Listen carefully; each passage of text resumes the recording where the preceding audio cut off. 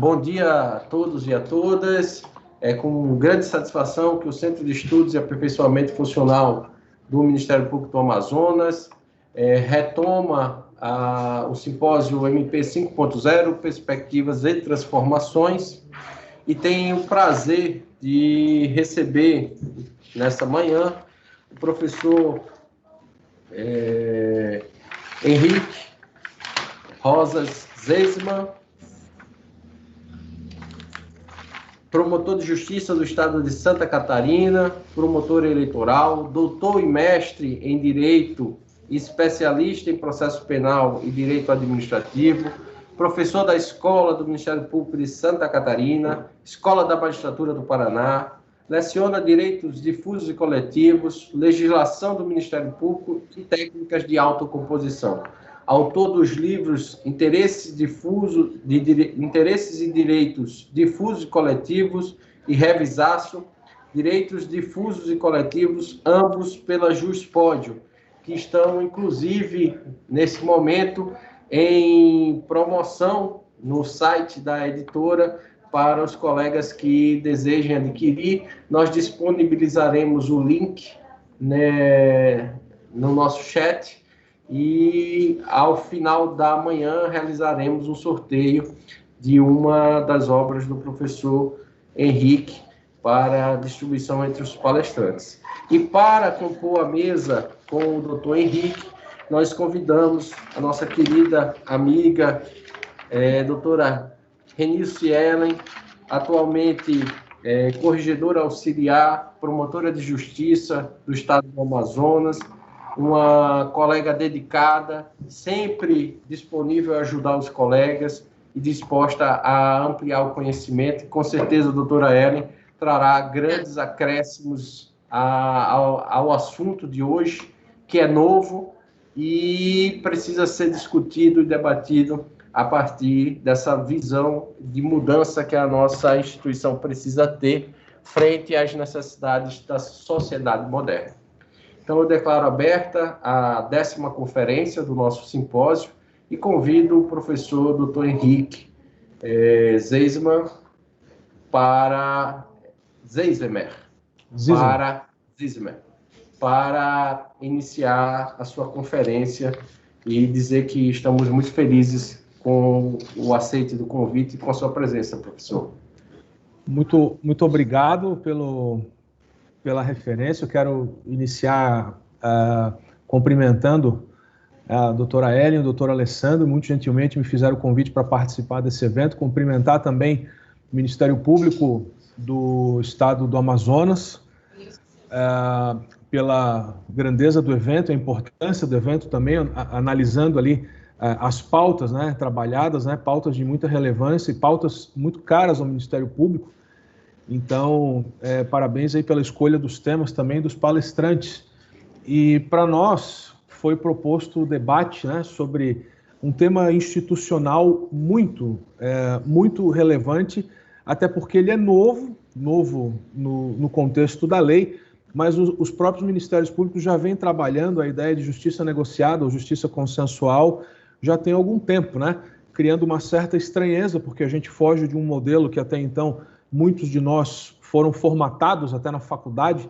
As nossas faculdades são muito formatadas naquela ideia do currículo de ação, contestação, recurso, sentença, condenação, e deixam um pouco, muito embora isso esteja acontecendo também, mas deixam um pouco de lado a parte da negociação, do acordo, do consenso, né? De botar os atores processuais para sentar à mesa e negociar. Vamos conversar, nós temos um problema aqui, vamos ver como é que a gente pode resolver de forma célere e segura. Então, o direito brasileiro ele está mudando para isso, está dando uma guinada para isso, e os atores judiciais, no caso nosso, né, promotores, advogados, defensores, juízes, os policiais também, mas nós temos que acompanhar isso, e isso desafia, sobretudo, uma mudança grande de cultura, né, a cultura da consensualidade. E é interessante dizer porque isso para nós, essa ideia de mudança de cultura para nós, ela é algo que, entre aspas, eu vou utilizar a palavra, é imposto, né? Porque a lei está aí e a gente vai ter que se adaptar a ela. Mas para o pessoal que está vindo na faculdade ou que está em formação nos cursos de vitaliciamento aí dos ministérios públicos, dos juízes também. É uma grande oportunidade para a gente conseguir trabalhar essa mudança de cultura desde a base, né? E para isso a gente precisa enxergar essas novas ferramentas da melhor maneira, identificar os pontos fortes, os pontos positivos e os pontos negativos, e conseguir trabalhar com isso e aprimorando, né? E como humanos que somos, nós vamos cometer alguns erros aí no meio do caminho, vamos corrigir esses erros, vamos experimentar alguns resultados, e isso me leva muito, né? Quando eu estava na faculdade, em 1995, veio a lei dos juizados especiais, que ela se traduziu na grande novidade: vamos desafogar os escaninhos do judiciário, vamos resolver o problema da morosidade, vamos deixar para julgar exatamente, né? Julgar aquilo que é mais importante, os crimes de maior monta, né? Ou no caso do juizado especial civil também, com a mesma ideia. Mas o fato, doutora Ellen, é que o tempo foi passando e a legislação ela foi mudando, mas a nossa cultura jurídica e social não acompanhou tanto essa mudança, porque a gente pode perceber que a lei de juizado especial ela começa com um limite, depois o limite ele vai aumentando, aumenta mais um pouquinho, antes não permitia fazenda, depois passou a permitir fazenda, e quando nós nos demos conta, os juizados especiais estavam padecendo de problemas semelhantes aos juízos tradicionais que a gente estava acostumado a lidar. Então, a lei mudou, a lei evoluiu, mas a nossa cultura demandista de levar tudo para um juiz resolver, ela não acompanhou essa mudança legislativa e nós acabamos sofrendo com isso. Então, hoje os juizados especiais também sofrem, né, com boa parte dos problemas que os juízos, entre aspas, tradicionais, até então tradicionais, vinham acontecendo. E aí, claro, surge a necessidade de nova discussão, nova reflexão e novas mudanças. E essa ideia de justiça negociada e consensual, então, né, teve o seu start, né, vou utilizar esse marco temporal, mas aí a coisa foi andando, foi evoluindo. O Conselho Nacional do Ministério Público ele foi criado e investiu de forma muito inteligente na questão da resolutividade, que também é um outro desafio que nós estamos aí atravessando nesse momento, né? Investiu na resolutividade, trouxe a resolução número 118 de 2014 do CNMP, que trata das técnicas de autocomposição, negociação, mediação e conciliação, e como que isso impacta a nossa vida, como que nós podemos usar isso em nosso favor, né? Deixar de levar tudo para um juiz resolver e tentar resolver de uma forma não conflituosa. E também o Conselho Nacional do MP ele editou a recomendação número 54, né?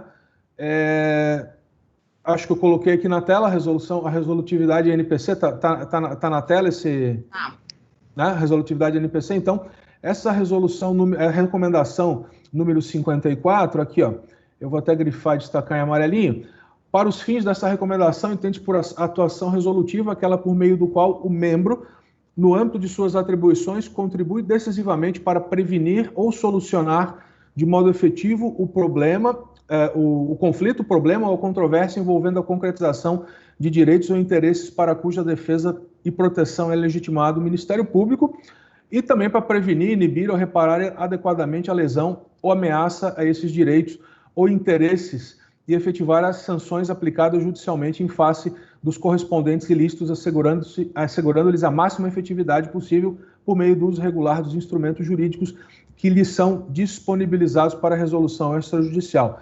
Então, dentro dessa resolução, dessa recomendação número 54 e do conceito de resolutividade, eu percebo a preocupação do Conselho Nacional justamente numa mudança de cultura de forma a tornar o Ministério Público ser mais efetivo, não utilizar tanto a máquina judiciária e, ao mesmo tempo, garantir a responsabilização que, em boa parte dos casos, é necessária por agentes que cometem as suas faltas, seja no âmbito criminal, seja no âmbito civil, da improbidade administrativa. Então, a ideia começa por aí, passa por aí, mesmo porque o Brasil ele tem aproximadamente, segundo dados do Justiça em Números do CNJ em 2019, nós temos aproximadamente 80 milhões de processos tramitando no judiciário brasileiro. Isso é um mundo de processos, né?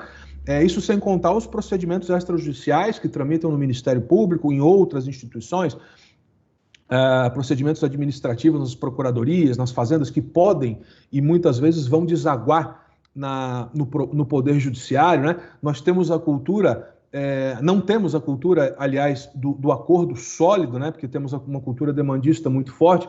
Então, muitos acordos celebrados em juízo, eles acabam sendo descumpridos e vão virar outro processo, né? O que é uma decorrência dessa nossa cultura jurídica atual. Isso acontece também no juizado especial criminal, né? Você vai lá, oferece a transação penal, a pessoa aceita, aí não cumpre, aí a gente, né, dá aquela fase, intime-se para ver o que aconteceu, por que não cumpriu, justifica, dá para aceitar a justificação, não? E não raras vezes acaba saindo uma ação penal dali porque você não tem alternativa a não ser seguir, então, o caminho da lei. Então, a resolutividade, ela impõe essa mudança de cultura, e aí, né, dentro dessa gama de legislação que nós temos, surge, né, o acordo de não persecução penal pela resolução 181 do Conselho Nacional do Ministério Público, muito contestada e também aplaudida, né, contestada pela forma com que surgiu, que foi resolução. Pode resolução fazer isso? Não pode? Teve ação direta de inconstitucionalidade, 2 ajuizadas, uma pela Associação dos Magistrados Brasileiros, a AMB, e a outra pela OAB, né?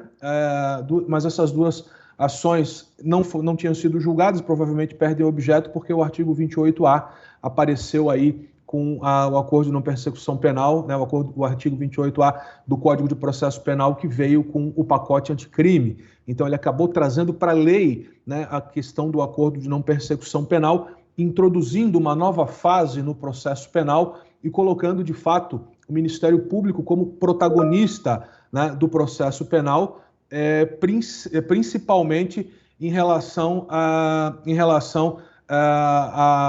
negociação ali dos crimes que pelas penalidades são admitidos, né? Bom, só que o pacote anticrime, e para mim isso foi uma surpresa, ele trouxe inovações não apenas no Código de Processo Penal e nas leis penais. Ele acabou nos brindando com a ideia de formalização de acordo também na lei de improbidade.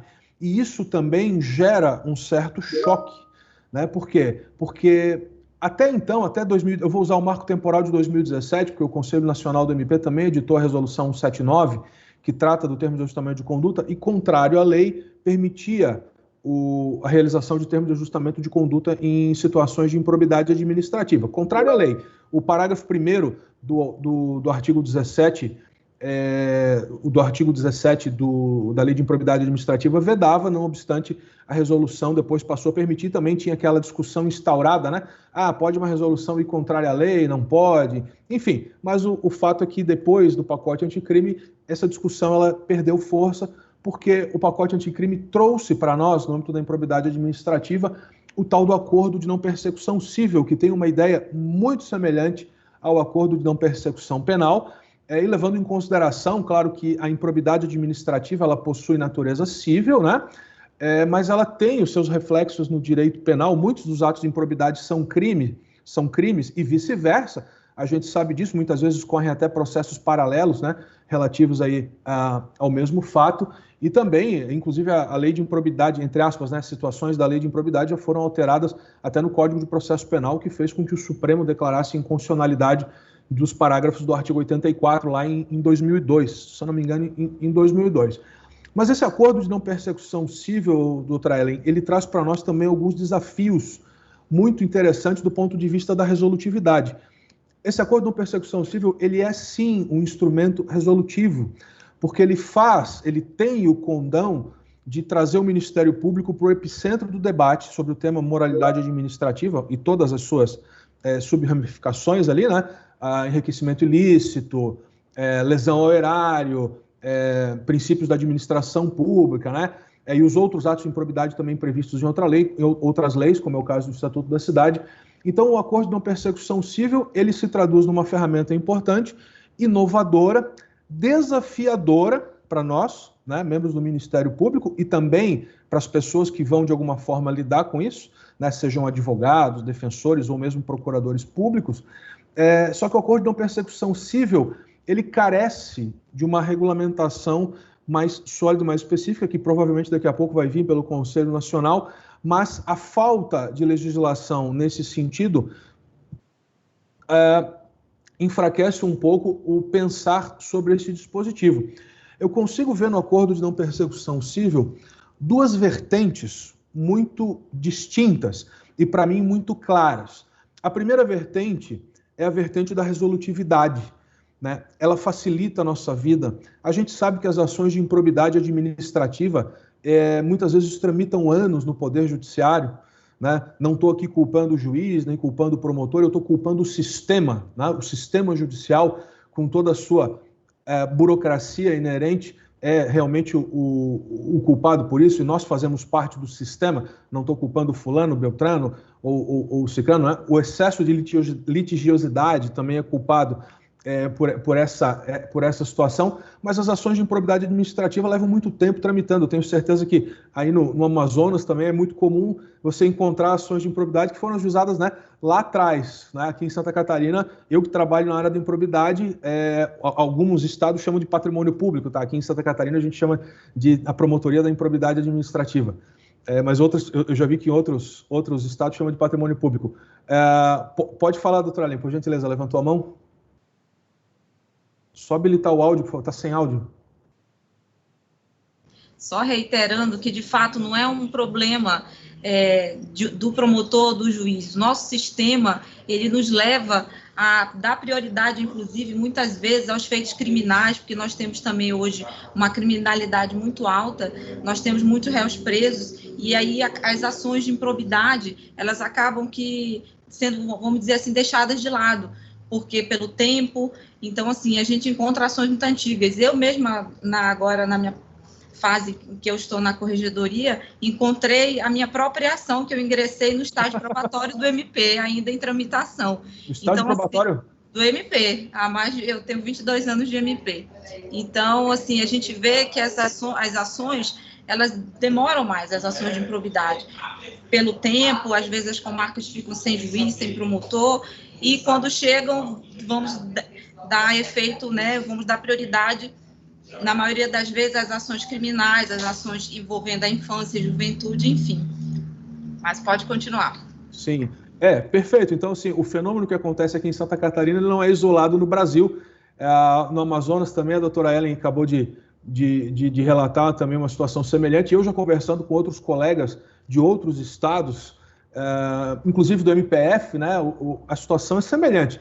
Então, assim, o culpado não somos nós, né? Eu, Henrique, você, Ellen, o próprio Alessandro, não somos nós. O culpado é o sistema que realmente não nos permite chegar aonde nós queremos chegar de uma forma segura, célere, e o acordo de não persecução civil, ele tenta abreviar isso com essa mudança de cultura.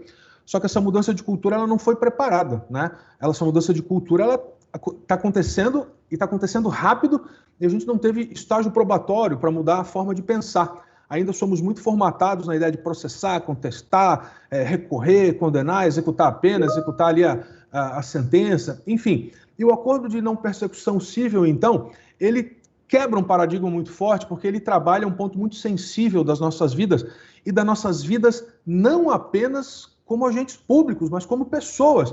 Afinal de contas, quem de nós pode dizer o que é moral ou imoral? Né? Quem de nós aqui pode dizer, quando a gente fala numa lei de improbidade administrativa e temos parâmetros objetivos, opa, eu vou processar o fulano porque o fulano se enriqueceu ilicitamente. Ele tem por lei um salário de tanto e ele acabou angariando tanto de forma ilícita. Ou ele feriu os princípios da administração, ele revelou algo que não podia ter revelado, ele fraudou um concurso. Então eu tenho um parâmetro objetivo para processar o fulano. E por essa razão, por não sermos donos da moral ou da moralidade, enquanto pessoas, enquanto instituição, a lei não permitia com que nós fizéssemos negociação, transação ou qualquer tipo de acordo, né, pela vedação do parágrafo 1º do artigo 17. Só que isso mudou. Né? Então, as ações de improbidade são difíceis de tramitá-las, né? Muitas vezes não trazem um resultado adequado. Então, nós vamos possibilitar o acordo.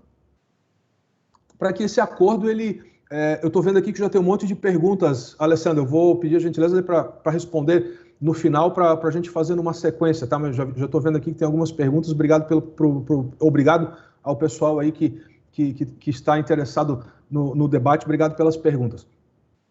Então, a lei de improbidade, ela mudou, não nos deu tempo para adaptar isso, né? e nós ainda temos essa ideia demandista do passado bem recente. Ao mesmo tempo que o acordo de não persecução civil ele se encaixa como ferramenta resolutiva, traz a possibilidade de solução consensual, traz rapidez, em tese traz segurança, e eu já chego na questão da segurança, reforça também a atuação fim do Ministério Público, esses são os pontos positivos. Os pontos negativos do acordo que nós temos que trabalhar e aprimorar, o primeiro de tudo é a observância dos limites do acordo. Quais são os limites do acordo de não persecução? Improbidade administrativa. Eu posso fazer acordo para todos os tipos de improbidade administrativa? Quem é que gradua ou escolhe as penalidades e mais, com que critério eu vou fazer isso?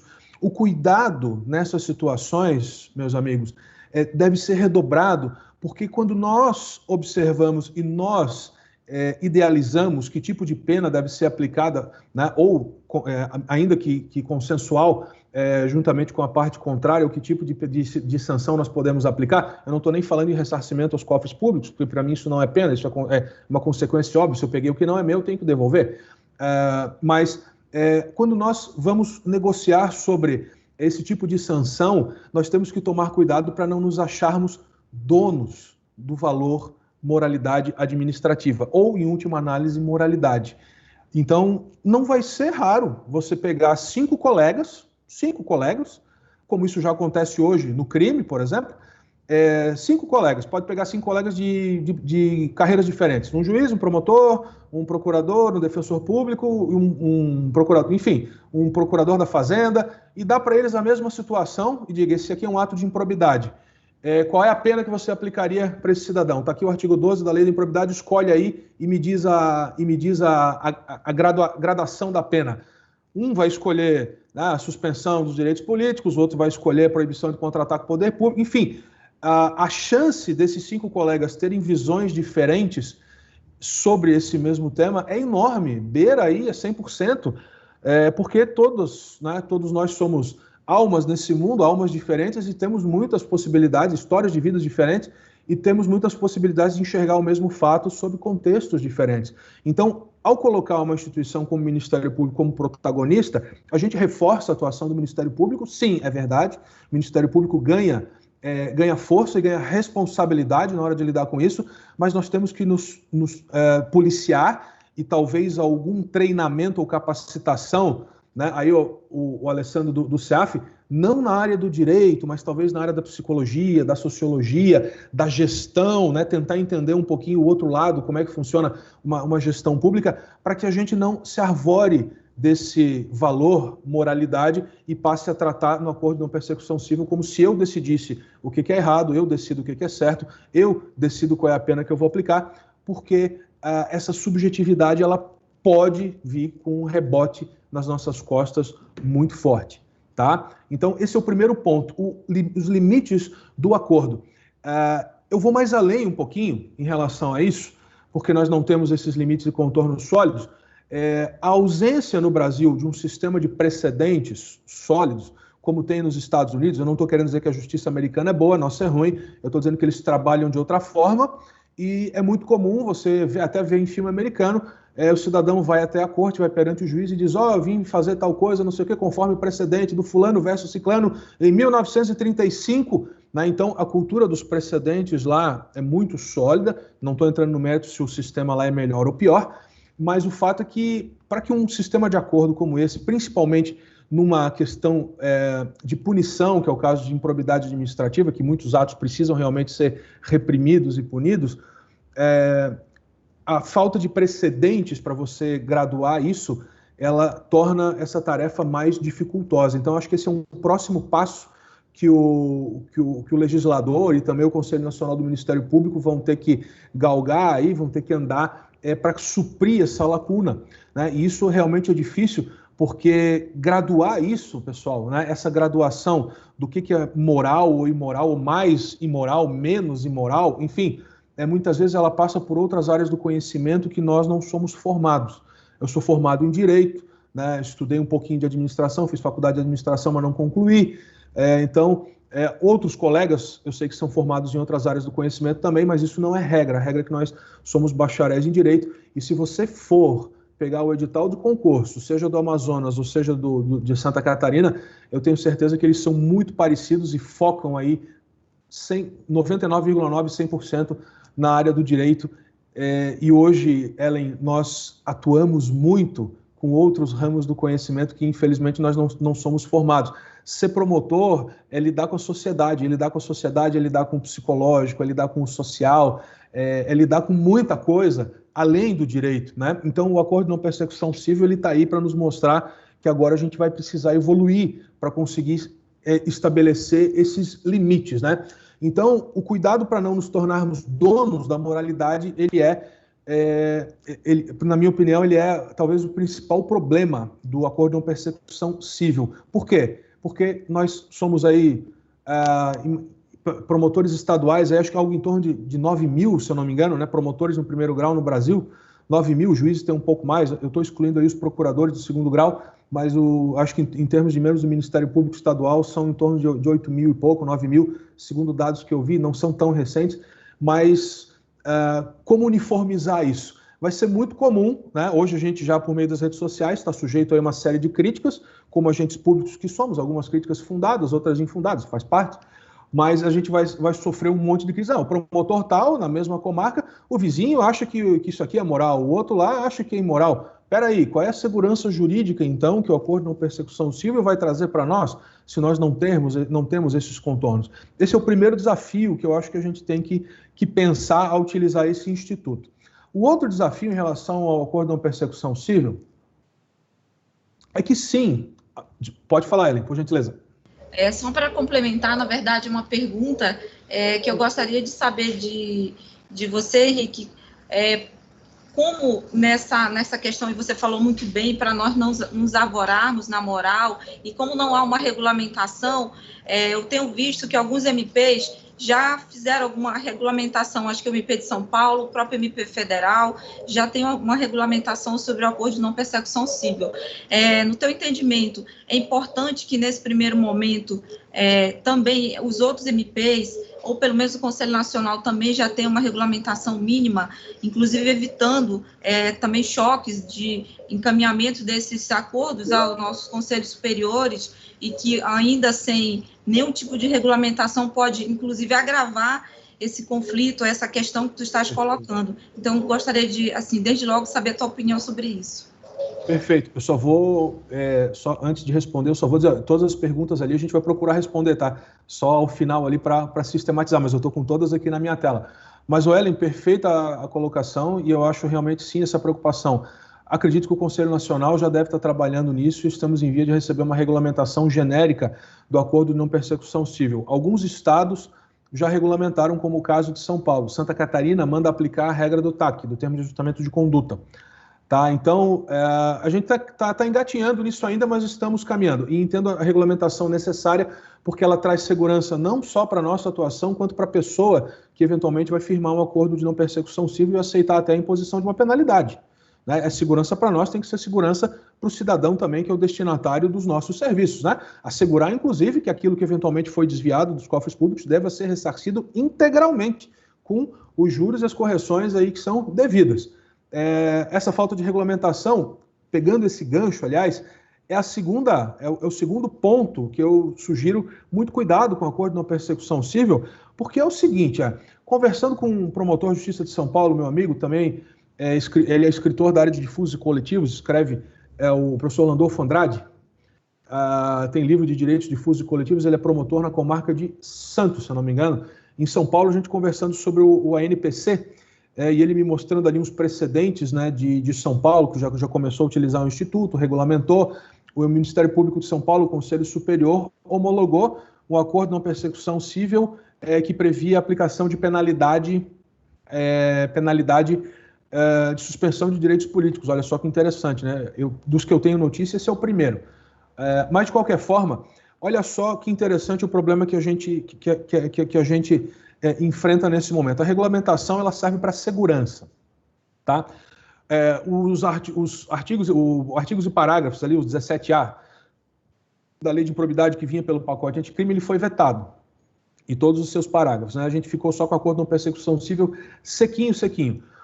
O fato é que é o seguinte, a lei da ação civil pública, ela manda aplicar, ela diz que o termo de ajustamento de conduta, o TAC, ele tem eficácia de título executivo extrajudicial. Ok, perfeito. Isso significa dizer que nós podemos executar em juízo ou protestar em cartório, sem problema nenhum. A lei diz isso.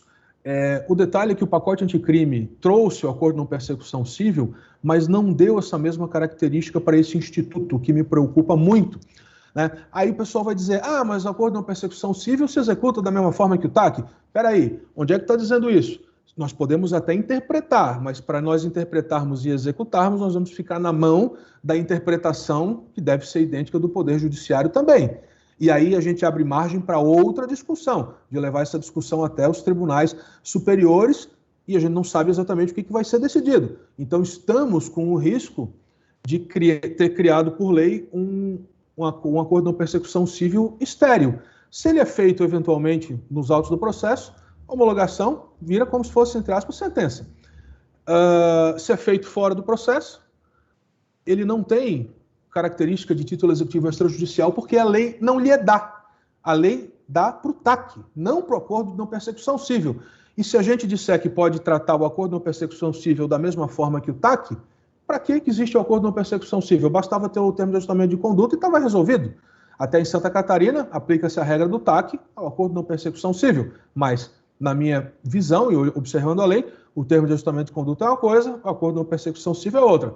Mas eles são muito semelhantes. São. Mas eles têm a mesma ideia. Tem. Eles podiam ser usados em improbidade administrativa, já desde a resolução do Conselho Nacional. Sim, podem. Só que o fato é que a lei diz que o termo de ajustamento de conduta é título executivo. E o acordo de não persecução civil não é. Mesmo porque o artigo 784 do Código de Processo Civil, que traz o rol de títulos executivos extrajudiciais, diz lá no inciso 12, né? São títulos executivos extrajudiciais, inciso 12, todos os demais títulos aos quais, por disposição expressa, a lei atribuir força executiva. E aí? Como é que a gente fica nessa lacuna? Né? Se você baixar o pacote anticrime, a lei anticrime ali, e digitar, dar um Ctrl F e digitar título executivo, extrajudicial, qualquer coisa do gênero, não vai aparecer. Então, nós temos aí essa lacuna. Se tratar com a mesma ideia do termo de ajustamento de conduta, nós vamos ter que depender da interpretação e boa vontade também do Poder Judiciário para que isso ocorra, para que ele tenha essa execuibilidade, e isso, claro, enfraquece um pouquinho da nossa atuação, né? Porque daí o protagonismo, né, nesse campo, né, do Ministério Público pegar do começo até o fim, vai ficar na mão da interpretação do Poder Judiciário, e sem falar, por exemplo, de outros problemas. Eu tenho um acordo de não persecução civil, ok, faço lá, aceito lá uma penalidade de suspensão de direitos políticos, ok, vai para o Conselho, não vai para o Conselho, né? Enfim, né? Mas enfim, foi homologado. E aí, a lei da ficha limpa, né? Alterou a lei complementar 64, diz aqui na letra F que são na letra L, né, que são inelegíveis os que forem condenados à suspensão de direitos políticos em decisão transitada em julgado ou proferida em órgão judicial colegiado. Eu posso assinar esse acordo. Depois, estou fazendo aqui o papel de advogado do diabo, né? Eu falo para o meu cliente, olha, assina um acordo, depois a gente pode até vir discutir isso aí depois. É uma outra lacuna que precisa ser enfrentada, porque a própria lei está dizendo que precisa, né, de uma decisão proferida por um órgão judicial colegiado. E aqui eu não tenho uma Câmara, uma turma me condenando, eu tenho um acordo, né, que são coisas distintas. Então, nós temos aí, dentro desse acordo de não persecução civil, para que ele chegue a efetivar a resolutividade, nós temos alguns caminhos a percorrer, algumas lacunas a sanar ainda, algumas lacunas a preencher. Então, é claro, por interpretação, nós podemos chegar a essas conclusões, como o próprio Landolfo mencionou, botou no Instagram dele, eu achei muito legal. O Ministério Público de São Paulo, né, homologou essa ideia. Eu mesmo discuti com o professor Landolfo sobre isso, né, ele me convenceu da argumentação dele e tal, mas o fato é que ali a gente está num bate-papo, numa conversa jurídica entre promotores. E, do outro lado, nós vamos ter pessoas que eventualmente infringiram, né, a lei de improbidade, que vão estar sujeitas ao acordo, se for o caso. E aí a discussão e a visão dessas pessoas, ela pode ser diferente da nossa, né, de levar para outro tipo de discussão, para outro nível de discussão, para outras instituições para discutir. Então, por isso que, para que esse acordo de não persecução civil ele possa realmente se transformar na ferramenta resolutiva, dentro dessa mudança de cultura que nós temos, é importantíssimo que a gente consiga sanar essas lacunas precedentes, lidar com valores subjetivos e a execuibilidade do acordo. Isso, no meu ponto de vista, não pode ter brecha. Se tiver brecha, é mais uma margem para a gente ficar discutindo 10, 15, 20 anos, até alguém dizer que não dá certo e tentar fazer uma outra lei para sanar alguma coisa que a gente está gestando agora. Então, eu tenho ali, sou entusiasta do modelo, mas também sou preocupado com essas brechas que eventualmente podem nos prejudicar na atividade fim e nos resultados que a gente tem que entregar para a sociedade. Afinal de contas, a gente trabalha para a sociedade é nosso patrão, a gente tem que entregar o melhor para ela, né? E se a gente não tiver uma ferramenta boa, sólida e de fácil manuseio, o resultado ele vai ficar prejudicado. Então, eram essas as minhas considerações. Acho sim uma ferramenta resolutiva, mas ainda temos alguns caminhos aí a trilhar para que a coisa consiga realmente ficar solidificada. Ellen, acho que eu falei demais, me coloco aí à disposição, por gentileza, fica à vontade aí para... Eu tenho as perguntas aqui, a gente pode também, na sequência... Isso. Passo para a doutora Ellen, que vai fazer as considerações dela, em seguida a gente passa para a parte das perguntas. Henrique, então, eu concordo com tudo que tu falaste, essa preocupação, porque é um acordo que ainda não tem uma certa regulamentação, nós temos sérias dúvidas, inclusive se ele é execuível como TAC, e eu também concordo que ele não é um TAC, né? O Vitor até colocou aqui na sala também, o nosso querido colega, professor também, especialista em processo civil, também concorda que não é um TAC. E aí nós temos outros problemas que eu vislumbrei, assim, também nesse estudo que eu fiz sobre o acordo de não persecução civil. Primeiro é a questão realmente, como tu falaste, da nossa cultura demandista, da nossa cultura de não termos esse preparo para o acordo. A Anabel, que é a nossa colega aqui também, nós temos o núcleo de acordos aqui, é o NUPA, e ela sabe bem disso, ela estava também comentando que nós não temos esse preparo para mediação de acordos, para estar em acordo, e não só no penal, né, mas também agora no civil.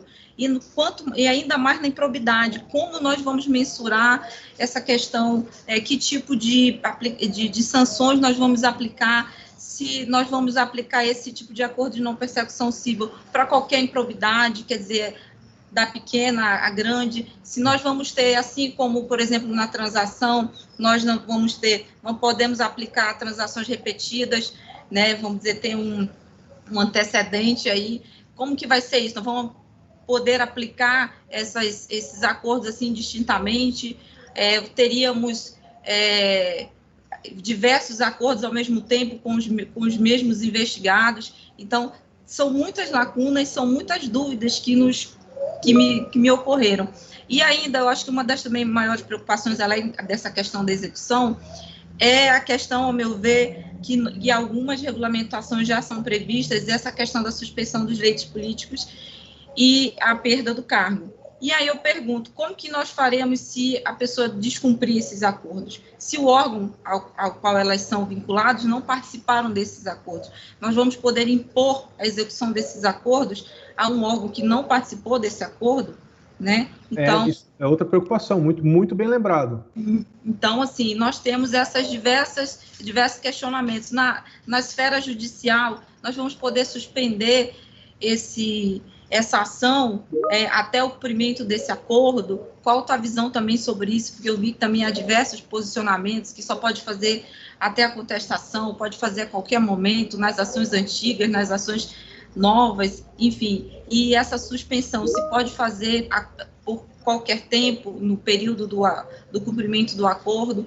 Qual o teu posicionamento sobre esses questionamentos? Porque é muita coisa, é muito novo, né? E a gente realmente precisa de um norte para trabalhar bem nesse acordo de não persecução civil, como tu falaste, porque senão ele não pode ser também a panaceia, né? Agora tudo eu vou fazer acordo de não persecução civil, né? Então a gente também está perdido nisso. Em que tipos de casos nós vamos poder fazer? Ou vamos poder fazer em tudo, nas grandes, vamos dizer, nos grandes casos envolvendo improbidade, desvios milionários, realmente, vamos dizer, nos pequenos casos, né, de pequena monta, e nessa de pequena monta poderíamos fazer repetidos acordos.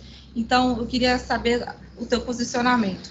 Bom, em relação a esse caso, eu vou pedir licença aqui até para compartilhar a tela e trazer um trechinho do... Aqui, ó.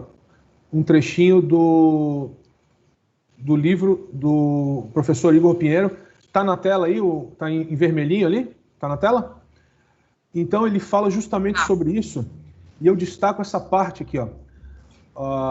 Trata-se de uma mudança aguardada há tempos por parte da doutrina, bem-vinda no atual cenário, que precisará ser muito bem refletida e aplicada de forma com a tutela efetiva e proporcional da probidade administrativa, bem jurídico de envergadura constitucional para garantir a implementação de diversos direitos fundamentais.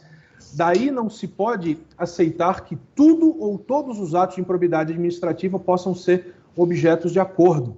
Há limites decorrentes do próprio sistema anticorrupção, como um todo que precisam ser obedecidos sob pena desse instituto apresentar-se como inconstitucional, seja por violação à proteção deficiente, seja por um vício formal.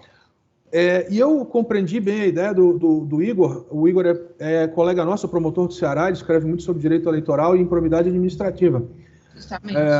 E o Igor, eu compreendi a ideia dele, até estava conversando com ele, eu gostei muito dessa ideia, porque, assim, ele falando comigo, pô, mas se tem limite no crime, por que não tem limite na improbidade também? Justamente. A partir do momento em que, se nós não temos esse contorno desse valor subjetivo, moralidade, não sabe o que é, né? A moral, para mim, é uma coisa, para você, a gente pode até ter vários pontos em comuns, mas eu tenho certeza que em algum ponto a gente vai discordar.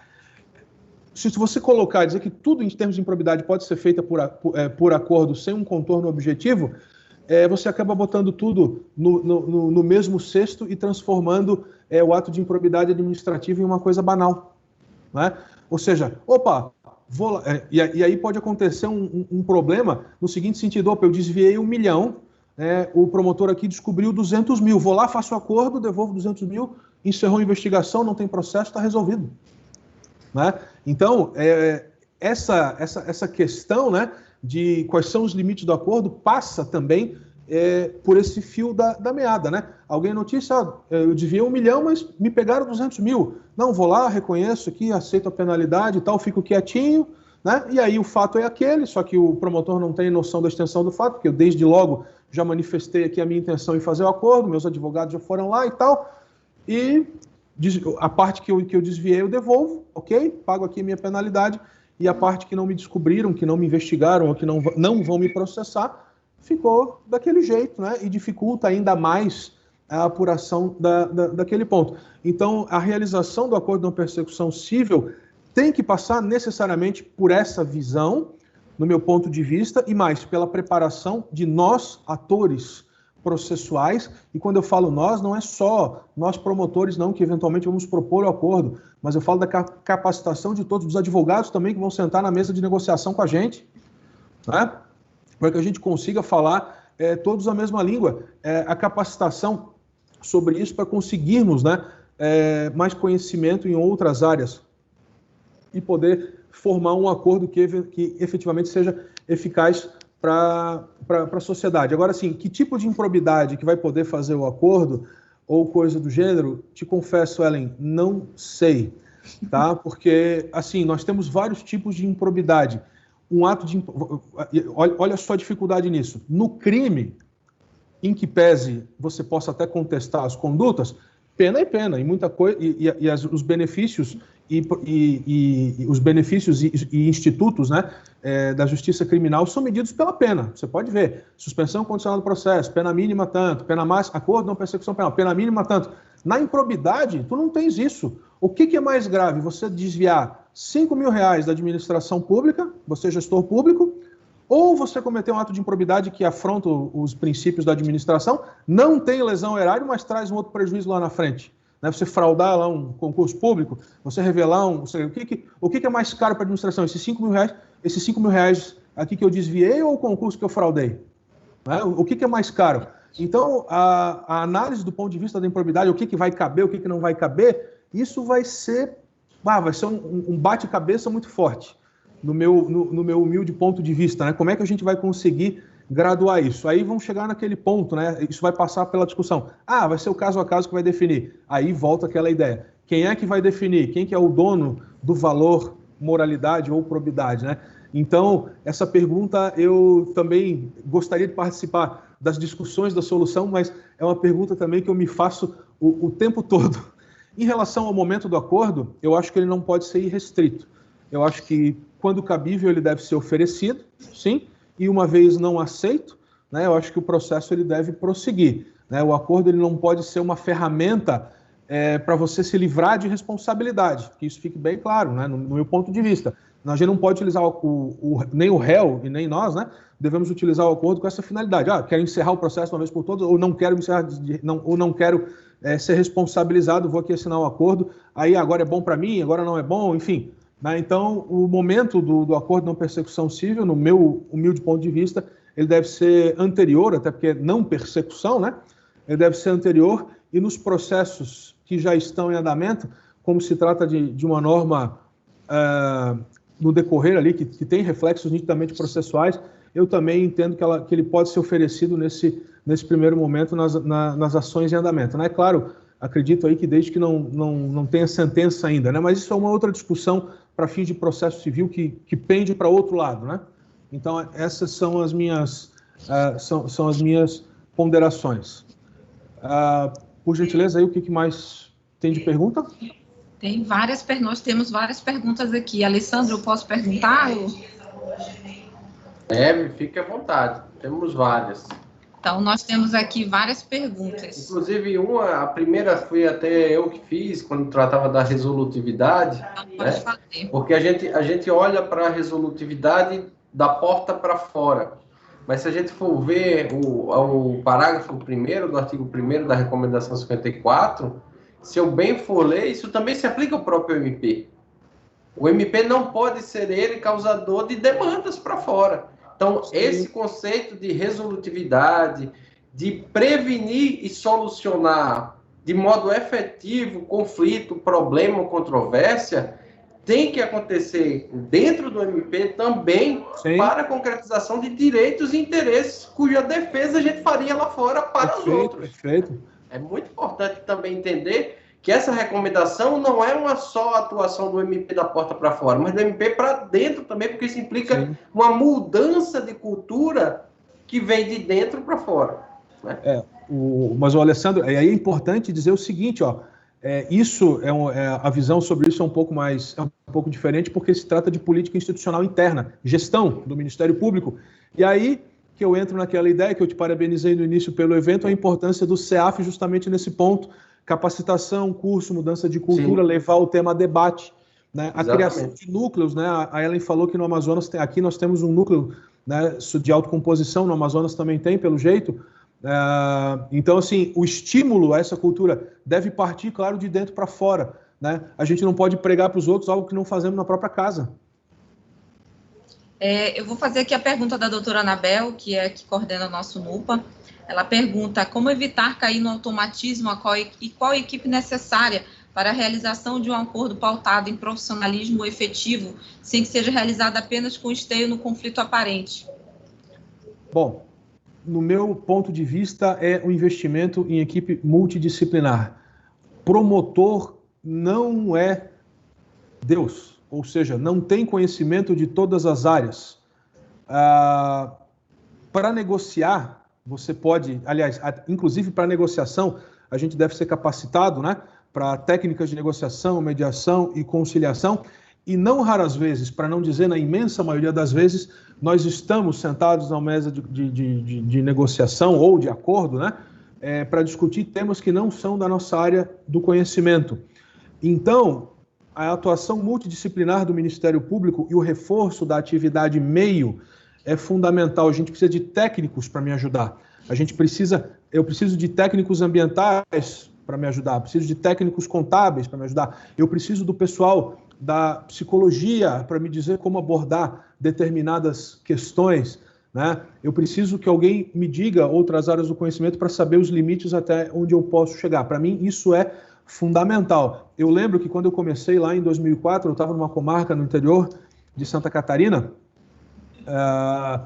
E aí eu fiz um termo de ajustamento de conduta com uma pessoa jurídica, uma empresa que estava poluindo o rio, e aí, né, a empresa, né, uma empresa grande, contratou vários advogados e tal, e aí a primeira coisa que eu fiz, assim, pô, me assustei, né, estava em início de carreira, agora eu sou adolescente, estou com 16 anos, agora eu já sou adolescente.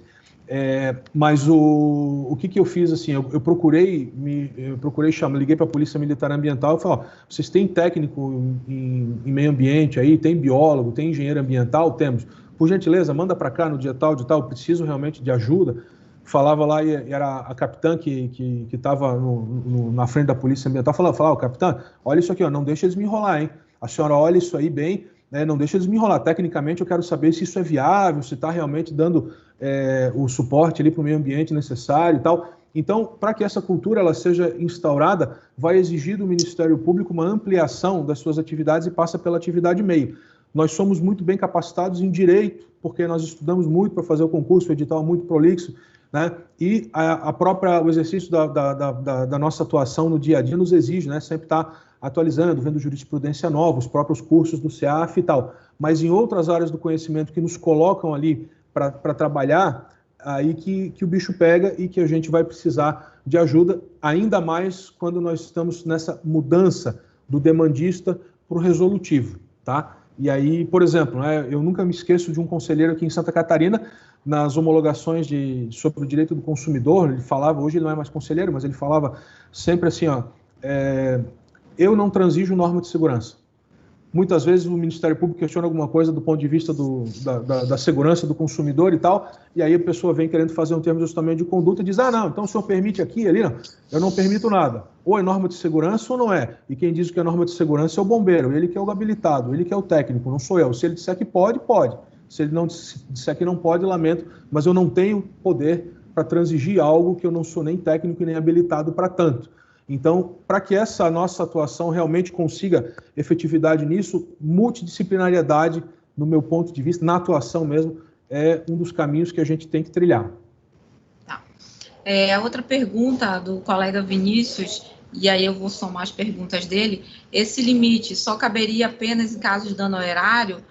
E também, como ele também colocou aqui, se caberia também diversos acordos com o mesmo investigado. Bom, aí essa questão, Vinícius, vai depender da regulamentação, né? Agora, olha só que interessante.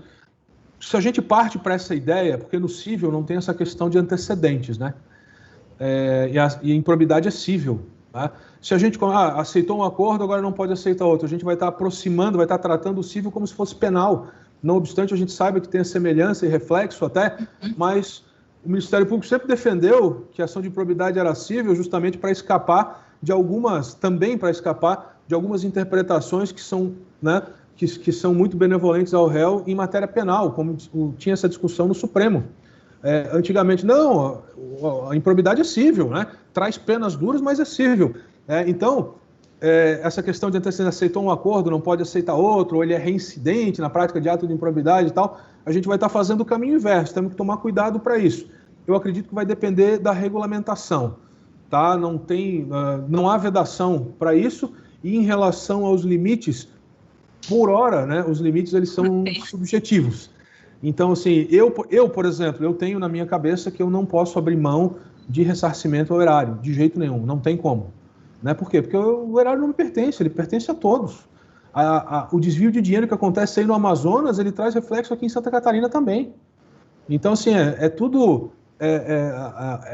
parte de um sistema. Em relação às outras penalidades, aí eu acho que é possível graduar, mas ainda vai precisar de uma discussão bem profunda em relação a isso. Henrique, aí uma pergunta minha mesmo, o que você acha de quando o acordo não é celebrado pelo MP, né? Nós estamos falando aqui só dos nossos acordos, mas nós não somos os únicos legitimados a celebrar o ANPC. Então, como ficariam esses acordos celebrados por outros legitimados quando a gente não concorda, por exemplo, né? Nessa estrutura atual da lei, qual seria o melhor caminho? Bom, fiscalizar primeiro o seguinte, se há um acordo, e é um acordo entre o A e o B, a gente pode até se posicionar pela não homologação dele. Tem dois caminhos, né? Ou discutir o acordo celebrado por terceiro judicialmente, que aí eu acho que meio que perde a ideia da coisa, você vai estar instaurando outro processo para a mesma coisa, aí volta aquela ideia de ser dono ou não ser dono da moralidade, ou aceitar o acordo como ele está e nós atuarmos na parte complementar. Olha, ele fez um acordo aqui que contempla 50% do problema, os outros 50%, como ele não contemplou, eu vou atrás. Tá?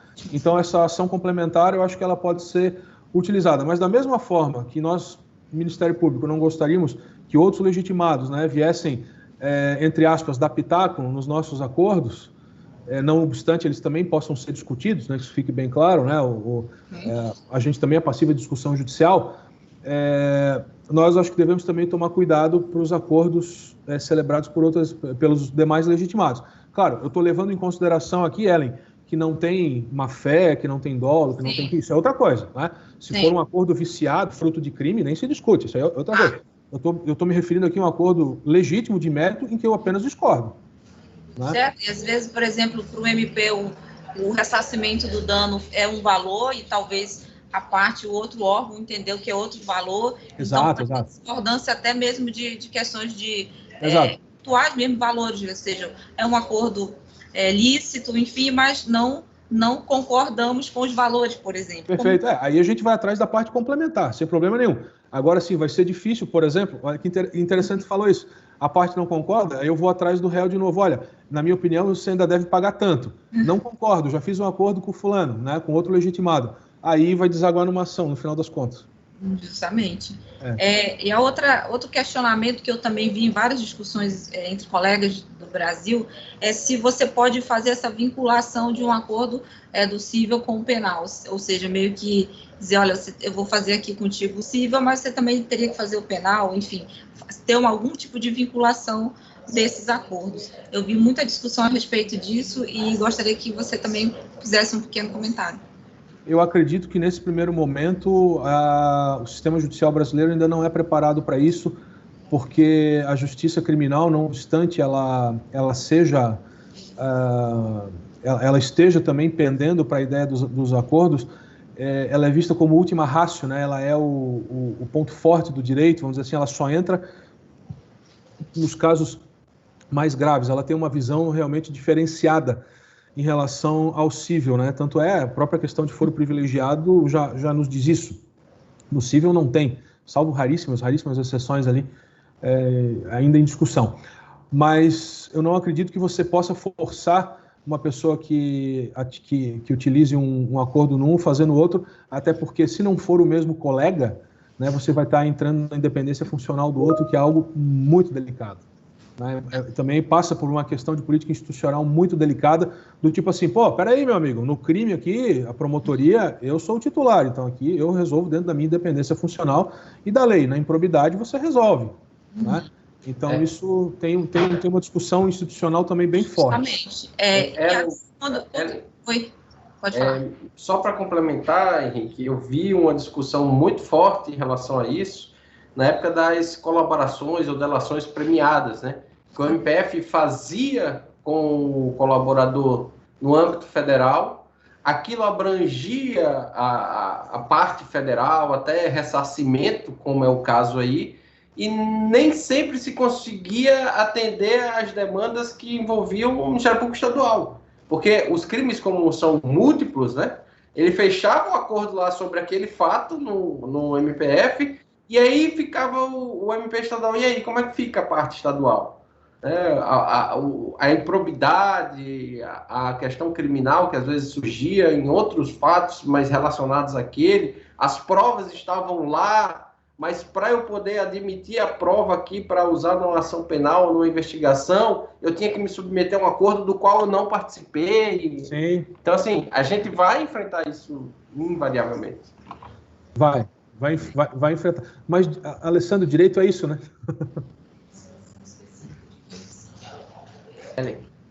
Ellen, por favor. Então, mas de qualquer maneira, quando o promotor tem atribuições plenas, e aqui no Amazonas nós temos, né, o interior quase todo com atribuições plenas, você entende que é adequado, vamos dizer assim, eu usaria essa palavra, fazer os dois acordos ao mesmo tempo, talvez um acordo de não persecução penal e o de persecução civil, celebrar concomitantemente, quando o promotor, obviamente, tem a atribuição plena? Assim, o nome acordo... Ou não, ou é indiferente para ti, assim, tanto faz o nome, ideal. O nome acordo, né, ele passa por uma junção de vontades. A outra parte pode não querer. E mais do que isso, ela pode até celebrar, mas ela pode optar por descumprir o que ela quiser. Ela descumpre o civil ou descumpre o penal. Dependendo daquilo que ela, né, achar para que vai, né, o que a parte vai pensar. Não, eu achei que o promotor aqui está descumprindo a parte dele no acordo penal, vou descumprir a minha também. Né, vou prosseguir aqui no acordo da improbidade, no acordo civil, porque aqui está tudo ok. Então, assim, possível concomitantemente, também entendo possível ser feito. Eles abrangem objetividades jurídicas diferentes. Um trata com privativa de liberdade, a outra trata com penalidades cíveis. É claro que, por exemplo, ressarcimento do dano, né, você só vai ressarcir o dano uma vez. Agora, com a independência das instâncias, eu acho possível fazer. Agora, o grande desafio, na verdade, é conseguir controlar e costurar um acordo que não colida um com o outro, né? Tratar o cível como cível e o penal como penal. Porque até então a gente sempre brigou, né, e destacou que a lei de improbidade é cível.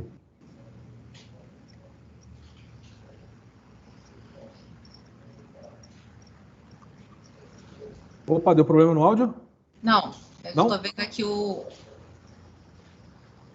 nosso chat, aqui as perguntas do nosso chat. Bom, aqui eu coloquei aqui a observação só do Dr. Vitor, que ele concorda que o NPC não é TAC, não se trata de direitos coletivos, né? Aí temos a observação também do colega Bruno, que submete à homologação dos termos do 515.3 do CPC e defende o interesse da homologação justamente por constituir título com natureza de título executivo judicial. A outra observação do colega André Martins, que a regulamentação bem interessante foi a da coordenação de revisão do MPF, agora mais recente, de novembro. E do Vitor também a sugestão também do 784.4 do CPC.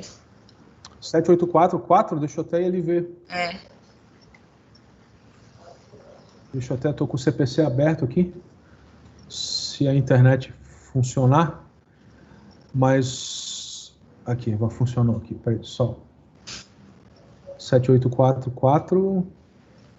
Do CPC. Sim, 784. O problema disso, Ellen, é que assim, o detalhe é que na ausência da objetividade a gente fica na mão da interpretação, né? Justamente. Instrumento de transação. Então, acordo na persecução civil é transação?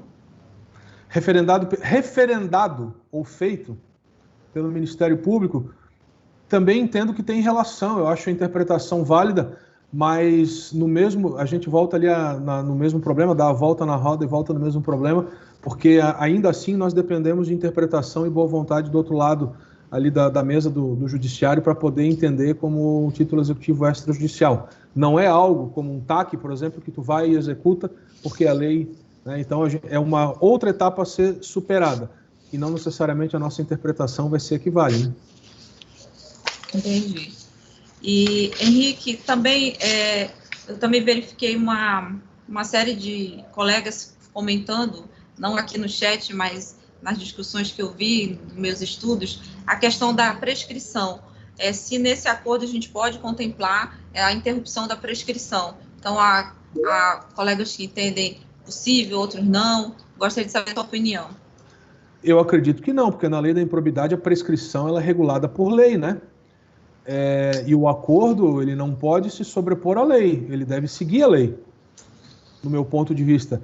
Então, você regular a prescrição por meio de um acordo, a não ser que a lei preveja, né? No acordo, a não ser que a lei preveja, você se sobrepor àquilo que a lei quis te dar. Até porque, no meu ponto de vista, processualmente falando, não teria sentido um acordo prever, um acordo poder fazer esse tipo de coisa, porque a prescrição ela corre em favor de uma das partes, né? O réu, sobretudo, né?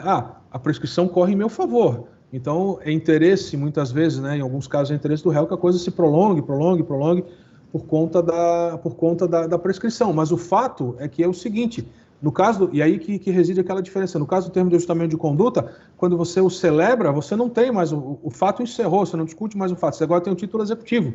E aí passa a ser observado sob outra ótica. O que a gente gostaria que fosse exatamente igual no ANPC, que é isso que ainda não ficou, é isso que ainda não ficou claro. Agora, por exemplo, um ato de improbidade prescrito, né, eu não vejo possibilidade de fazer acordo, por exemplo. Sim. E a outra questão também, que a gente já tinha comentado antes, sobre quando o acordo envolver a perda, né, de cargo. Você acha interessante que o órgão a qual o investigado, né, seja ligado, ele participe desse acordo? Se você acha interessante ou dispensável? Eu acho interessante, aliás, eu acho fundamental, e a própria lei de improbidade, dá para a gente utilizar isso por analogia da própria lei de improbidade, que quando você processa alguém, você chama também o ente público para participar, né? Então dá para utilizar, muito embora não seja expresso na lei em termos do acordo, mas dá para a gente trabalhar dá para trabalhar nesse sentido. Chamar o órgão público, afinal de contas, ele que vai decretar, se ele que põe a pessoa para dentro do órgão público, né, faz a nomeação, publica no diário, é ele que tira também, ainda que por força judicial. Mas eu acho fundamental que o órgão público participe. O Vitor Fonseca, nosso colega, fez aqui a observação sobre a questão da prescrição, bem interessante, que o artigo 191 do Código Civil prevê a possibilidade de renúncia da prescrição. Perfeito, mas em matéria de direitos difusos e coletivos também? Porque, por exemplo, só para ter uma ideia do problema que a gente enfrenta, o Superior Tribunal de Justiça decidiu recentemente que a ação por dano ambiental é imprescritível. Né? Tem a questão da prescrição em relação à improbidade com a lei da ação popular. Né? A prescrição da seara da defesa do consumidor. Então, interpretar a prescrição do Código Civil, acho que não é tão fácil como interpretar a prescrição, sobretudo em termos de improbidade administrativa. Assim, Vitor, eu não estou dizendo que não é possível ou que, de repente, os tribunais não se encaminhem para essa ideia. Na ausência de regulamentação específica, é bem possível que a jurisprudência se incline para dar uma solução. Vai ter que dar uma solução para alguns pontos que a gente enfrenta, né? Então, não estou dizendo, não é possível. O que eu estou fazendo, Vitor, é levantar algumas lebres para discussão, né, para a gente ter uma dimensão de que temos muitos problemas para atravessar ainda. Então, por exemplo, né, essa tese da prescrição do Código Civil é uma tese que já pode ser trabalhada até em nosso favor, né, em favor da instituição do Ministério Público. Mas, assim, o fato da gente trabalhar essa tese em nosso favor não significa que não vamos encontrar resistência do outro lado. E são justamente essas lacunas todas, né, que podem nos trazer esses ruídos. Então, é isso que eu estou dizendo. Não estou dizendo, não pode. Nesse momento, tudo é incerto. É que nós temos várias lacunas aí que estamos tentando preencher, né? E esses debates aí são interessantes por conta disso. Eu nunca tinha percebido essa ideia da renúncia da prescrição como ele colocou ali. É um ponto já a ser trabalhado, como o Alessandro levantou outro ponto a ser trabalhado ali também. Esse que a Ellen falou, fundamental. Perda do cargo público, tem que trazer ali o município, de repente, ou o Estado, para conversar também, né? Sim.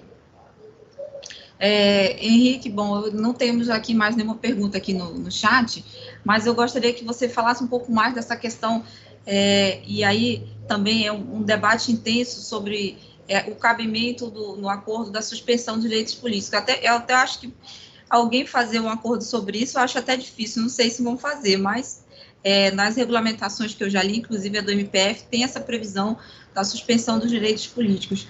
Qual a tua ideia sobre isso? Se é possível realmente, se não é? Quais os obstáculos que nós vamos encontrar até para a execução disso, se não for cumprido, né? Então, o Landolfo Andrade, né, ele postou no Instagram dele uma homologação do Conselho Superior do MP de São Paulo exatamente sobre esse tema, tá? E a gente até tinha conversado sobre isso, né, e ele me apresentou uma argumentação bem forte, mas é uma argumentação que ultrapassa muito a lei, né? Vai por outras interpretações, mas no primeiro momento a gente encontra um óbice aqui no artigo 15 da Constituição, que fala que é vedada a cassação dos direitos políticos cuja perda ou suspensão se dará nos casos de improbidade administrativa nos termos do artigo 37, parágrafo 4º. Então a Constituição fala isso. E no artigo 37, parágrafo 4º, Isso, claro, vale até com aquela ideia de que improbidade é decorrente de condenação, né? Então, no artigo 37, parágrafo 4º da Constituição... Opa, já estou lá no 90, peraí que eu tenho que voltar aqui. No artigo 37, parágrafo 4º... 37, parágrafo 4º... Aqui, 37... Diz que os atos de improbidade administrativa importarão, no imperativo, a suspensão de direitos políticos, a perda da função pública, a indisponibilidade dos bens e o ressarcimento ao erário na forma e gradação previstas em lei, né? Sem prejuízo da ação penal cabível. Então, os atos de improbidade administrativa, o acordo de persecução civil, o reconhecimento do ato de improbidade administrativa, olha só, pelo réu, importa em ele se considerar ímprobo e aquilo vai ter força de título executivo ou de algum trânsito em julgado? Sou ímprobo por sentença transitada em julgado? Ou sou ímprobo por título executivo? Tem essa força? Primeira pergunta, primeira lacuna a ser respondida. Se sim, tudo bem, acho que não é nem opção nossa, é até dever aplicar o que diz a Constituição e o desafio vai ficar para a graduação da pena. Se a resposta for negativa, nós estamos diante daquele outro problema da falta de precedentes e tal. Então, o que acontece nisso tudo? Eu acho que até daria para prever, mas a gente vai ter que, mais uma vez, interpretar. E a falta da regulamentação e daquilo que a lei nos deixou carentes lá no artigo 17A, quando vetou aquele monte de incisos lá, ou esqueceu de colocar outras coisas para nos facilitar a vida, é o que está nos trazendo justamente todos esses problemas. Aí a gente vai acontecer isso o seguinte, olha, você vai instar um réu em improbidade, um acionado em improbidade administrativa, tá? Aí, não, vamos fazer um acordo, vamos. Aí vai lá, um advogado constitucionalista, sabe tudo de direito constitucional, atua nos tribunais superiores, tem conhecimento de como se faz RESP, REX, manja tudo daquela área, é um advogado muito experiente, fala, não, tu realmente praticou isso aí? Pratiquei e tal, ó, então, beleza, não vamos nem discutir o mérito do negócio, vamos discutir a forma. Reconhece aqui, assina um acordo e vamos discutir depois, tudo isso.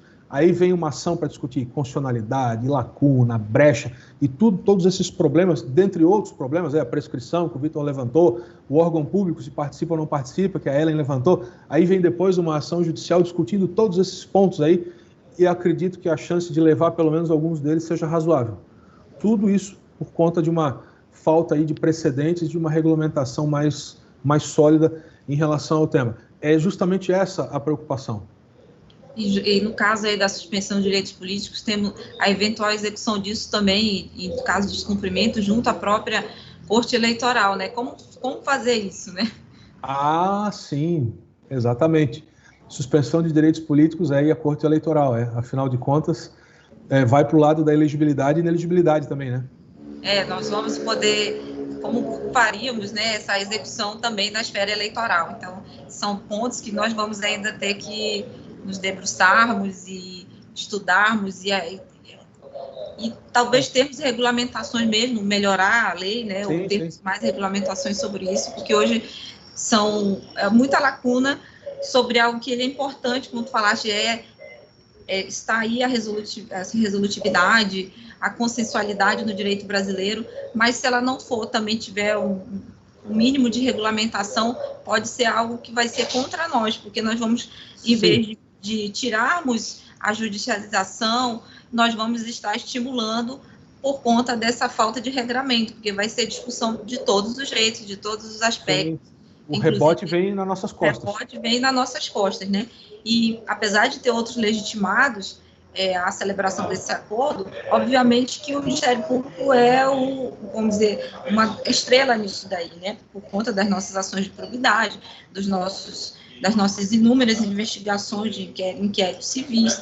Então, a probabilidade que o Ministério Público vai ser o detentor de, sei lá, 90%, 80% desses acordos é realmente bem maior. Então, o rebote vai ser nosso também. Então, temos que nos preocupar. Esperamos que o Conselho Nacional também nos auxilie, né, nessa regulamentação inicial, para que nós possamos ter como seguir um caminho assim, para podermos seguir inicialmente. Porque depois, como tu falaste, se vai para o Conselho Superior, e não tem regulamentação. O que a gente pensou, o Conselho Superior também pode não concordar, porque não tem regulamentação. Então, realmente preocupante. Então, esperamos que o Conselho Nacional, os conselhos locais também, nos auxiliem nessas... Né? O próprio legislador. E principalmente o legislador verifique isso e faça essa melhoria na legislação, para que seja algo realmente estável, nós tenhamos segurança jurídica. Senão vai ser pior. O Ellen, e engraçado, né? Eu volto àquela ideia, né? Como diz um ditado, né? O que move o mundo são as perguntas, né? Não as respostas, né? Então a gente aí está com um monte de perguntas aí agora para ter a chance de evoluir. Justamente. Aqui eu não vi mais nenhuma pergunta no chat, Henrique. Então, te deixo à vontade aí para terminar a tua explanação aí. Nós temos mais 5 minutos, segundo o Alessandro aqui, para terminares aí a tua explanação. Então, na verdade, só teve uma última pergunta aqui, derradeira, da doutora Anabel, que acredito que tem a ver com tudo isso que a gente está falando, diante de toda essa lacuna, mas, enquanto isso, deve-se fazer, não se deve fazer? Aí a gente vai entrar naquela discussão do feito, do bem feito e do perfeito. Isso. Né? Olha, eu particularmente, eu tenho duas situações possíveis de serem trabalhadas assim mais sólidas.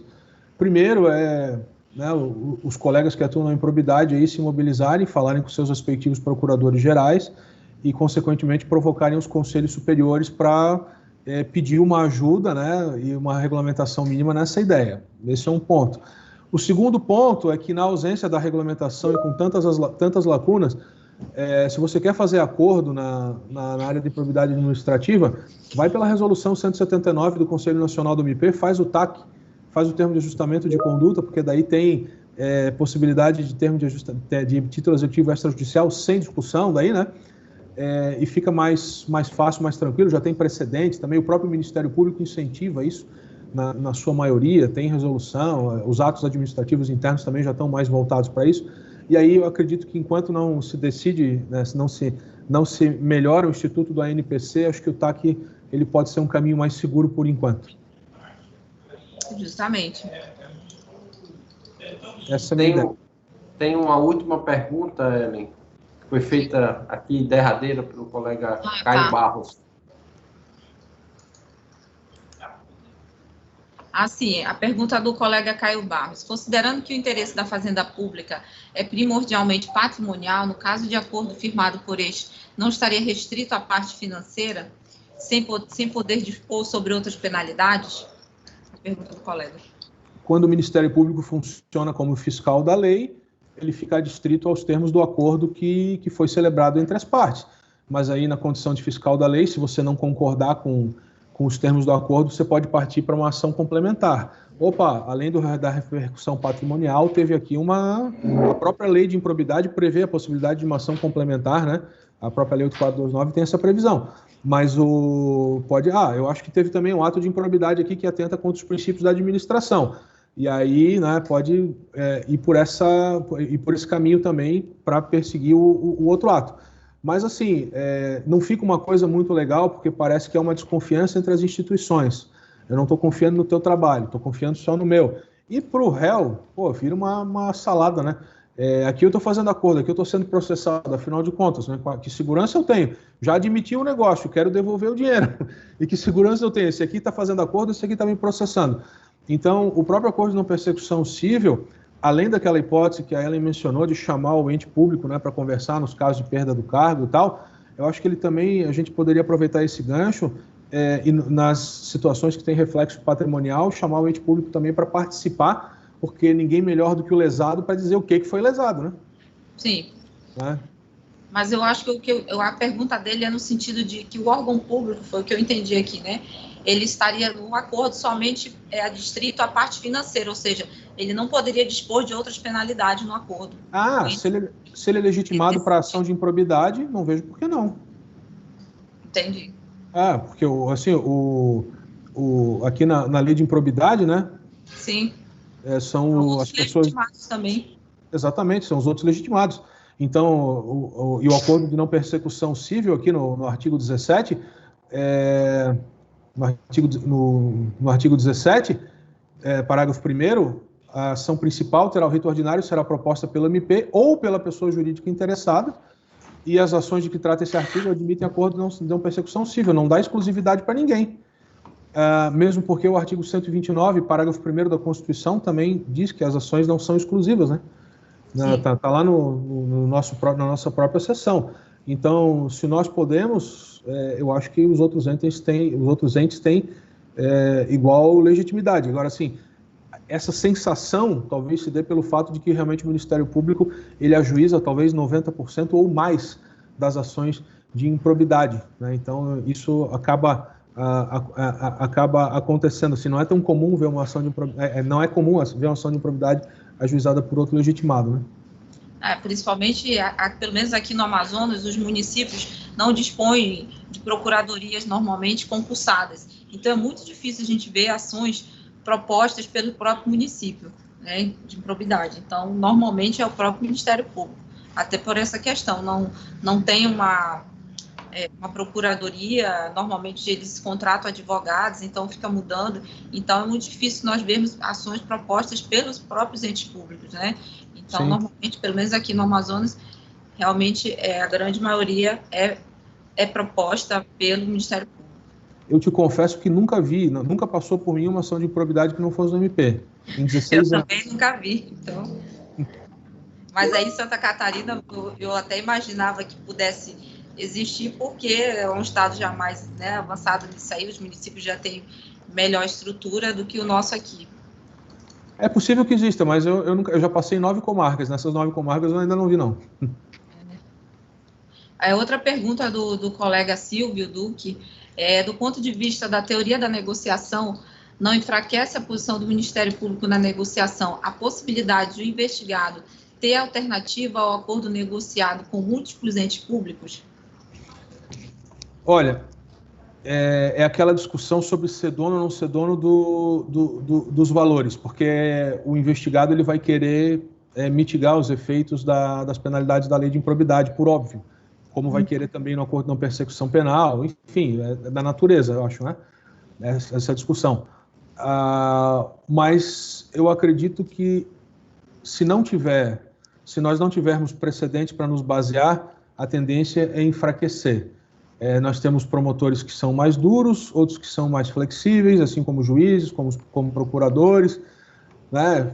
Faz parte do pensamento de cada um. Então, os precedentes e os limites dados pela regra, seja ela lei ou eventualmente uma regulamentação do Conselho Nacional, eu acho que pode nos resolver esse problema. Por isso que nós temos que lutar para que essa regulamentação venha rápido. Se não vier, vai nos trazer todo tipo de prejuízo, passando muito por esse aí. Tem outros que, né, eu nunca esqueço que um professor meu, que era desembargador, uma vez falou, tem todo tipo de juiz, né? Tem o que só absolve se não puder condenar, o que só condena se não puder absolver, tem o que fica no meio termo, no equilíbrio, mas o que tem de comum em todos eles é que todos eles agem dentro da sua consciência. Olha só que interessante, né? Todos eles agem dentro da sua consciência, como deve ser, mas têm visões completamente diferentes da aplicação das penas. E isso agora passou para a gente.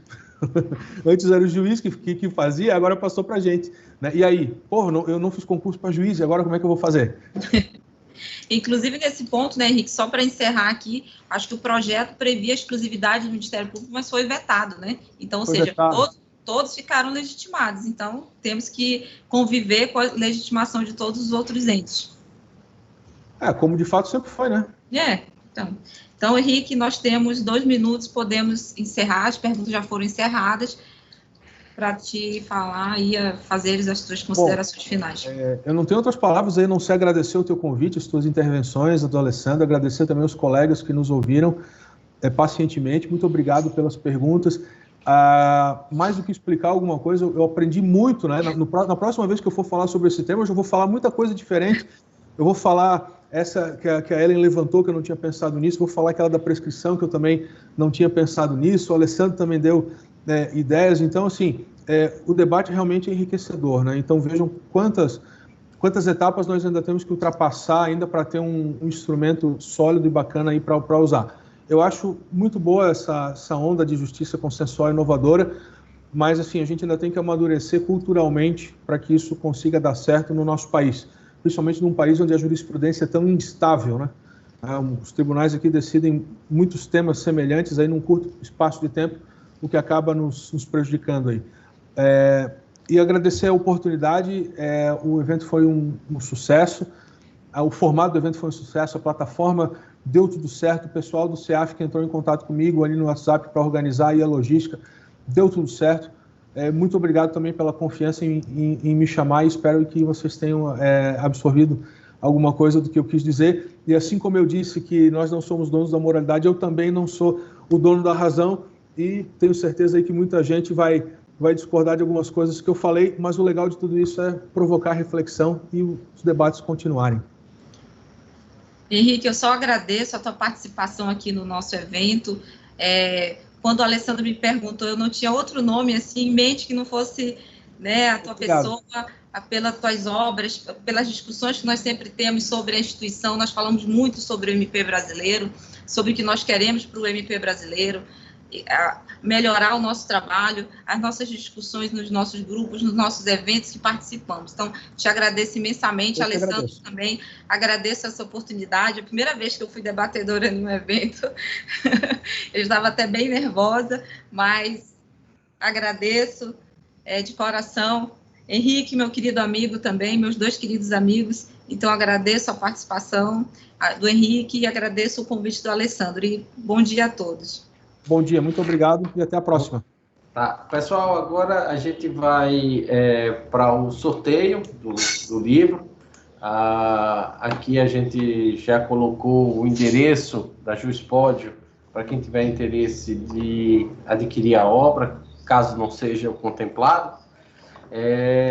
Uma obra super recomendada, a gente viu aqui a competência e a capacidade do professor Henrique e para mim, Henrique e Ellen, o bacana e o enriquecedor da palestra e do simpósio como um todo não são as soluções, mas as perguntas. Seguindo um modelo ali do Einstein, que se ele tivesse 60 minutos para resolver um problema, ele gastaria 55 pensando na pergunta correta. E as perguntas corretas, com certeza, foram feitas hoje, e as reflexões a partir desses questionamentos é que trarão o aperfeiçoamento que a gente espera, e por isso o CEAF fica muito, mas muito feliz e lisonjeado com a participação de vocês dois sobre um tema tão palpitante que causou a interação e a integração de todos que estavam ali assistindo. Então, aquele receio que a gente tinha comentado no início, no briefing, de se sentir sozinho, tenho certeza que não aconteceu, porque a participação foi intensa. E isso é muito bacana, e que pese a gente esteja no ambiente virtual, um pouco daquele calor humano da atividade presencial chegou, e o CEAF fica muito feliz, tanto com o tema abordado, quanto com a participação de todos os colegas. E aí, para comemorar tudo isso, a gente vai fazer um sorteio do livro do professor Henrique da Rosa Zeisman, Interesses e Direitos Difusos e Coletivo, cujo link também já vai estar aqui disponível para quem tiver interesse e adquirir. Depois só me passa o endereço para eu encaminhar. Tá. Vamos lá, Matheus, sorteio. Vamos ver quem foi o Felizardo ou a Felizarda. Já vai aparecer. Sortear. Poxa, eu estou participando também do sorteio? Tá. Foi o Romeu Guimarães Carneiro que foi sorteado. Nós vamos entrar em contato com ele por e-mail, depois a gente passa as informações. Perfeito. Para os demais colegas que tenham interesse, o livro do professor está na promoção, está aqui no link disponibilizado e destacado aqui na tela. É uma obra que vale muito a pena. Eu já providenciei a minha e, com certeza, após a leitura, trocaremos grandes ideias e outros eventos também serão realizados e, com certeza, o professor Henrique carimba com maestria a sua presença em novos eventos do CEAF.